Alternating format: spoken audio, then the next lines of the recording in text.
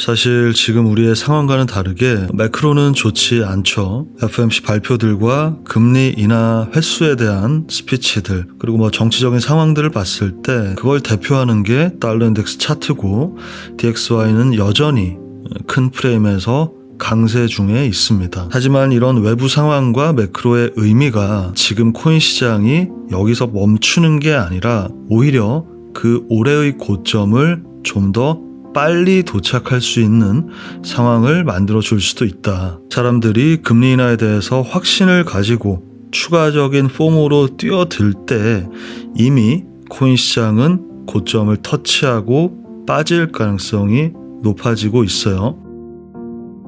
지난 3달에 이 꼬리는 정확하게 21년의 고점 11월 캔들의 몸통 부분을 서포트해주고 있다. 그것이 이제 이번 5월의 마감과 함께 6월의 상승을 우리는 기다리고 있는 것이죠. 큰 프레임에서 비트코인이 어디까지 올라갈지, 그리고 그 사이에서 어디에서 어디까지 눌릴지에 대해서 러프하게 말씀을 드려보자면, 현재 시작된 이 상승은 80K 중반을 우리는 보고 있죠. 그리고 80K 중반에서의 눌림이 지난 3달간 형성한 현재의 이 구간이 서포트 된다 라고 말씀을 드렸어요. 이후에 바로 제가 말씀드린 100K 초반, 올해의 고점이 될 가능성이 높다.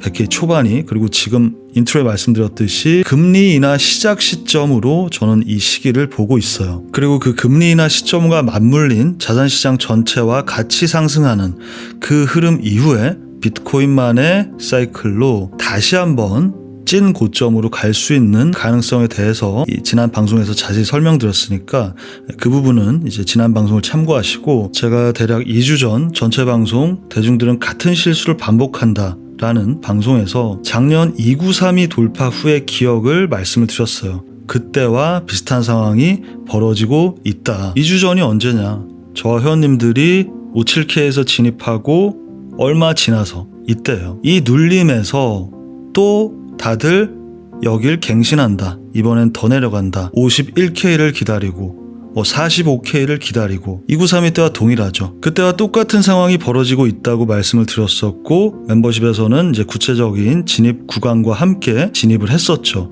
그 이후에 한 번 더 벌어졌어요. 그 일이 일주일 뒤에 바로 65K 위에서 LTF상으로 요 캔들 6일에서 63, 요 캔들까지 내려온다라고 생각하거나 큰 프레임에서 여기 60K 를 이제 기다렸겠죠. 하지만 실제 가격은 정석적인 패턴대로 움직이지 않는다.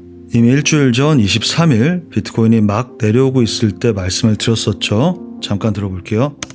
그러니까 캔들 진행상으로는 63을 한번 터치하고 이렇게 올라가는 그러한 흐름이 이제 보통 나올 수 있는데, 지금 현재 시장의 흐름으로 봐서는 거기까지를 주지 않고 요 4시간 봉의 캔들 6665가 되겠죠. 한마디로 60K 초중반까지를 주지 않고 정석적으로 여기까지 눌림을 주지 않고, 그러니까 66, 65 여기만 터치를 해주고 올라갈 가능성이 좀 더 어제 오늘 높아지고 있다. 그렇게 생각을 하시면 되겠습니다.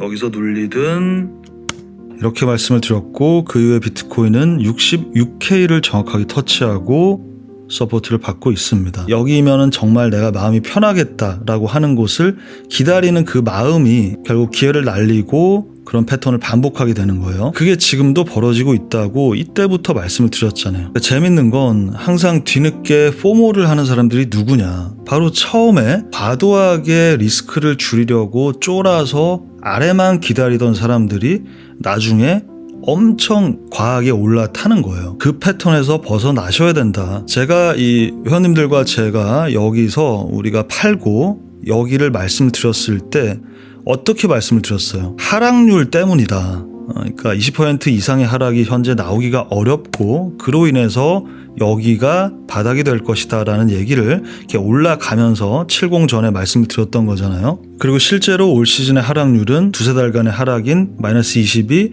맥스예요. 그리고 동시에 마이너스 20은 지난 시즌들의 최대 하락률에 비하면 너무 낮다라는 걸 알 수 있겠죠. 그건 염두에는 두셔야 됩니다. 이번 두세 달간의 지금의 이 횡보, 그러니까 월봉상의 횡보죠. 이 월봉상의 횡보는 바닥을 다지는 기간이었을 수 있다라는 거예요. 80K 중반 이후에 내려오든 100K 이후에 내려오든 그것을 받아들일 수 있는 바닥을 형성한다는 점에서 굉장히 중요했다. 물론 지금 이 상승 자체도 엄청나게 크죠. 이미 상승 자체를 20%고 여기서 들어간 우리 비트 이더 전부 다 현물가로 20-30%, 그리고 선물 위주로 하고 있는 저 회원님들은 대부분 몇백 %의 수익을 이미 올리고 있고 나머지 물량은 이대로 올려보낸다라고 한다면 80K 때만 가도 정말 시드는 한 자리가 바뀔 수도 있는 상황이지만 제일 중요한 건 뭐예요? 고점에서 내가 팔 수 있느냐, 그 눌림이 어디까지 내려올 수 있는지를 예상하고 이 큰 흐름에서 두세 번의 매매를 제대로 할 수 있다? 그러면 뭘 하든 할 수가 있는 거예요. 잠깐 DXY 차트를 보자면 지금 트럼프가 암호화폐를 어떻게 한다, 일론 머스크가 어떻게 한다, 바이든이 갑자기 암호화폐를 미팅을 한다, FOMC 발표 수많은 리포트 지표 중에 그것은 어떤 의미고 어떤 의미다, 그걸 하나하나 다 팔로잉을 하면서 그게 어떤 결과를 초래할지 알 수 있는 사람은 없어요. 그러니까 그런 일일이 의미가 없는 팔로잉을 하실 필요는 없고 크게 매크로로는 이 DXY를 보시면 되는데 이 하락 추세를 결국 여기서 깼잖아요. 근데 그 이후에 바로 내려오지 않고 있고 지금의 상황으로 봐서는 가라앉는 흐름이 아니란 말이죠. 인플레이션 자체도 그렇고 결국 요 구간을 벗어나야 되는데 쉽게 벗어날 수 있는 상황이 아니에요. 처음 100을 깨고 내려오던 요 시점의 기대와는 달리 이게 일봉이라서 그런데 주봉 월봉상의 레벨에서는 그냥 꼬리만 달고 서포트가 된 거예요. 그리고 그 이후에 이 구간에서의 계속되는 횡보다. 그리고 앞으로도 이게 더 이어질 가능성이 높아요. 직전 고점을 돌파할 가능성도 있어요. 요 지난 흐름을 보시면 아시겠지만 23년 말부터 24년까지도 달러 인덱스는 계속 상승을 했습니다. 그리고 그 이전에는 하락을 했죠. 그러니까 이 구간의 안에서의 무빙만 지켜준다면 크게 돌파하기 전까지는 그 기간을 주는 것이고 오히려 금리 인하가 시작되는 혹은 그 직전의 시점이 우리에게 큰 기회일 수 있다는 거예요. 큰 기회라는 건 수익화를 말하는 거죠. 미실현 수익은 절대 수익이 아니다. 보통 장기 투자자가 되는 이유는 결국에 물려서 그래요. 과도하게 자신이 투자하는 것에 감정이입하지 마시라는 거예요. 우리는 돈을 벌려고 이걸 하는 거다. 그리고 그런 투자를 하기에 가장 좋은 기준은 바로 차트죠. 항상 바뀌지 않는 기준이 있어야 되고 그 기준은 바로 차트가 돼야 된다.